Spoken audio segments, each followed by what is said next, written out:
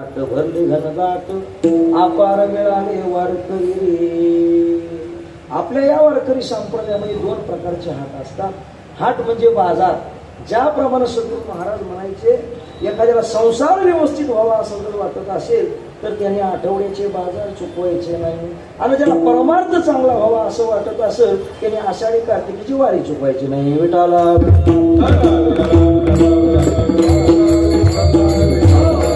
असा हा बाजार आहे. आणि या बाजाराकरता जमलेले सर्वच वारकरी क्षेत्रातील मंडळी या सद्भावना भवन मध्ये जमलेलो आहेत. सद्भावना भवन म्हणजे सद्भावनेने यायचं आणि सद्भावनेने जायचं. इथं कोणाच्या समाजाची बोळी जागा नाही, ही कोणत्या मात्र माणसाची नाही, मोठ्या माणसाची नाही, लहानाची नाही.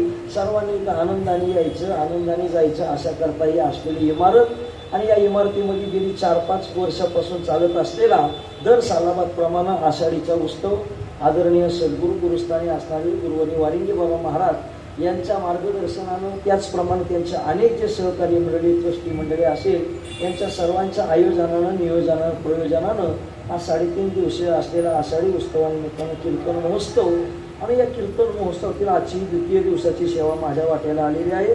तसं पाहिलं तर नवे बहुश्रुत नवे ज्ञानशील दास मी दुर्बळ वैष्णवांचा. दुर्बळ असा वैष्णवांचा दास आहे. कोणत्याही प्रकारे ग्रंथाच्या प्रांता अध्ययन नाही, गुरुची सेवा नाही, तरी सुद्धा लढीवाळपणाने, आवाज थोडा कमी करा जरा, निघाला पाहिजे आवाज, तरी सुद्धा लढीवाळपणाने आदरणीय महाराजांच्या संबंधानं माझ्या वाट्याला गेली 3 वर्षापासूनची ही सेवा असते. एकादशीला सकाळी सेवा असते, पण आदरणीय महाराजांचा मला सांगणं झालं की बाबा दशमीची सेवा आहे.